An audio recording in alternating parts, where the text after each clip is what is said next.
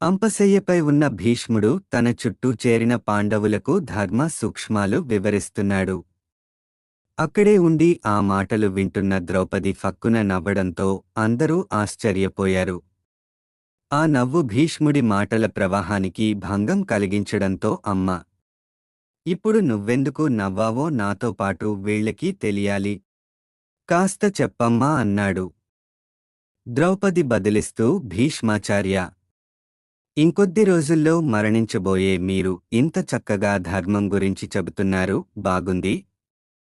కాని నాడు నా వస్త్రాపహరణ సమయంలో ఈ ధర్మపరిజ్ఞానం అంతా ఏమైపోయిందో అనిపించగానే నవ్వు ఆగలేదు అంది. ఆయన తల పంకించి, నువ్విలా నవ్వడం మంచిదయ్యిందమ్మా. నువ్వు గనుక నవ్వకపోయుంటే నాకు, నీకు, ఇక్కడ ఉన్న వారందరికీ కూడా ఇదొక శేష ప్రశ్నగా మిగిలిపోయేది.